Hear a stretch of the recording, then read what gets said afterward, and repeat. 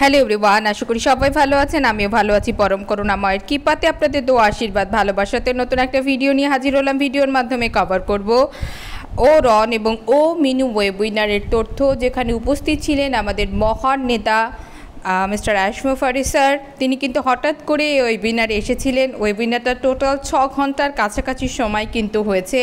তার মধ্যে কিন্তু তিনি যুক্ত হন মাঝপথে, প্রায় 2.5 ঘন্টা অতিবাহিত হওয়ার পর। তিনি যুক্ত হওয়ার পরে কিন্তু আরও 3 ঘন্টা ওয়েবিনারটা হয়, যেখানে কিন্তু মিস্টার অ্যাশ একটা কোয়ালিটি টাইম স্পেন্ড করেন আমাদের ওয়ার্ল্ড ওয়াইড ফাউন্ডিং মেম্বারদের সাথে। কোনো ধরনের কর্পোরেট আপডেট বা ইনফরমেশন এখানে কিন্তু দেওয়া হয় না, বাট বিভিন্ন বিষয় সম্পর্কে তিনি আলোচনা করেন। সমসাময়িক পরিস্থিতিতে মিডিয়াতে কী ধরনের ইনফরমেশন প্রচার করা হয় এবং সেই ইনফরমেশনগুলো আমাদেরকে কিভাবে গ্রহণ করতে হবে, কী করণীয় না, বিভিন্ন দেশের কারেন্সি সম্পর্কে বিভিন্ন যারা ফাউন্ডিং মেম্বাররা প্যানেলে উপস্থিত ছিলেন তাদের ফেয়ার ফ্যাক্টর বা ভালো লাগার বিষয়গুলো বিভিন্ন আলোচনা করেন। এবং তিনি কিন্তু আলোচনা করেন আমাদের অন প্যাসিভ নামক ডিভাইন প্ল্যাটফর্মটা তার কোন ধরনের উদ্দেশ্য নিয়ে তিনি তৈরি করেছেন। তো প্রথমেই তিনি জানান যে অন প্যাসিভ নামক এই ডিভাইন প্ল্যাটফর্মটা বা এই হিউম্যান আপলিফটিংয়ের মুভমেন্টটা তিনি এই কারণেই তৈরি করেছেন। তিনি জন্মান্তরবাদে বিশ্বাস করেন। তিনি বিশ্বাস করেন মৃত্যুর পরে কতজন মানুষ তাকে মনে রাখবে বা মৃত্যুর পরবর্তী জীবনটাও কিন্তু তার ভালো হওয়া উচিত। আর তার জন্য কিছু ভালো কর্ম কিন্তু পৃথিবীতে করে যেতে হবে, যাতে সবার মনের ভিতরে তিনি একটা দাগ কাটা পার্সোনালিটি হতে পারে। আর তার জন্যই কিন্তু অনপ্যাসিভ নামক এই মুভমেন্ট বা এই ডিভাইন প্ল্যাটফর্মটাকে তিনি তৈরি করেছেন। এবং ডু অর ডাই, করবে না হলে মরবে, এই প্রতিজ্ঞাবদ্ধ হয়ে কিন্তু এই প্ল্যাটফর্মটা তিনি তৈরি করেছেন এবং কিন্তু সেইভাবেই কিন্তু তিনি এগিয়ে যাচ্ছেন। তিনি আরও জানান যে তিনি সাধারণ মানুষের জীবন পরিবর্তন করার জন্যই আসলে জন্মেছেন, আর তার জন্যই কিন্তু তিনি এই প্ল্যাটফর্মটাকে এনি হাউ কিন্তু এস্টাবলিশ করেই ছাড়বেন। এবং আমরা দেখতে পাচ্ছি সমস্ত দিক থেকে কিন্তু অয়ন প্যাসিভের জয় জয়কার। এরপরে কিন্তু তিনি জানান যে মিডিয়া থেকে আপনাদেরকে সাবধান, কারণ মিডিয়াতে বিভিন্ন ব্যক্তি সম্পর্কে বা বিভিন্ন অর্গানাইজেশন সম্পর্কে যে কোনো ভুল ইনফরমেশন কিন্তু প্রচার করা হয়, সেগুলোকে আপনারা সহজে বিশ্বাস করে ফেলেন, সেগুলো সত্যতা আপনারা যাচাই করেন না এবং সেগুলোকে আপনারা স্প্রেডও করতে থাকেন, ছড়াতে থাকেন। তো অবশ্যই করে যে কোনো নেগেটিভ ইনফরমেশান, সেটা হতে পারে কোনো ব্যক্তির, হতে পারে কোনো অর্গানাইজেশনের, সেগুলো কিন্তু আপনারা শোনার সাথে সাথে সেটাকে বিশ্বাস করবেন না, সেটার ক্রস চেকিং অবশ্যই করবেন। এখন কিন্তু বিভিন্ন ব্যক্তি বা অর্গানাইজেশনের নামে খুব সহজেই বিভিন্নভাবে সোশ্যাল মিডিয়া বা বিভিন্ন মিডিয়াতে কিন্তু খুব সহজেই কিন্তু তার মিথ্যে প্রচার বা তাকে কিন্তু ক্ষতি করার জন্য বিভিন্ন কিছু কিন্তু করা হচ্ছে। তো সেই জায়গা থেকে কিন্তু তিনি সাবধান থাকার কথা বলেছেন। তিনি বলেছেন যে ক্রস চেকিং করার মেন্টালিটিটা কিন্তু আমাদের থাকা উচিত।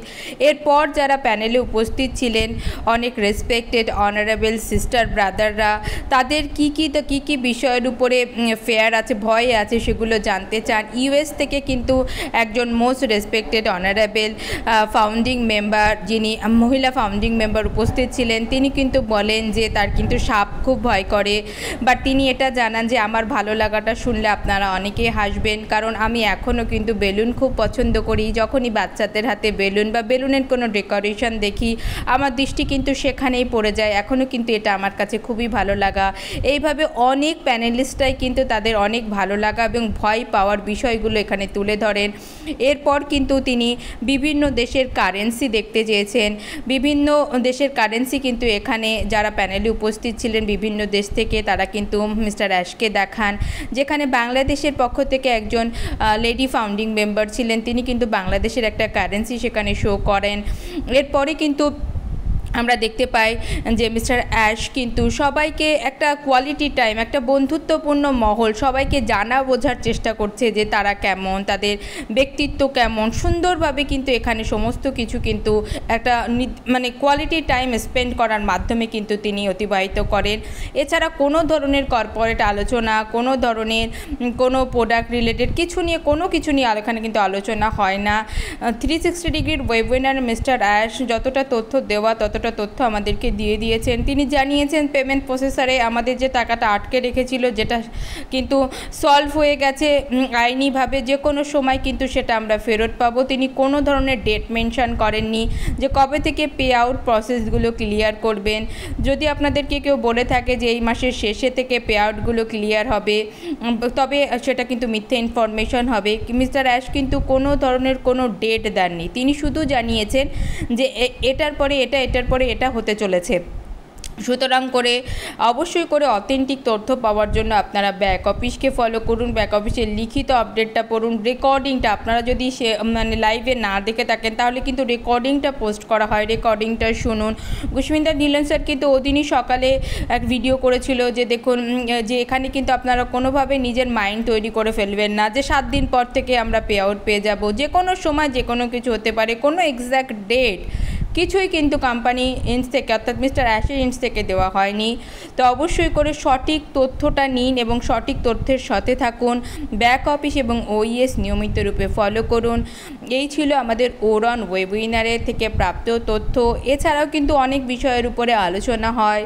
ভীষণ সুন্দর একটা কোয়ালিটি টাইম স্পেন্ড করেন আমাদের মহান নেতা মিস্টার অ্যাশ আমাদের সাথে। জানা বোঝার জায়গাটা তিনি তৈরি করেন আমাদের সবার সাথে এত সময় দেওয়ার মাধ্যমে। ভিডিওটি ভালো লাগলে অবশ্যই লাইক, কমেন্ট, শেয়ার করবেন।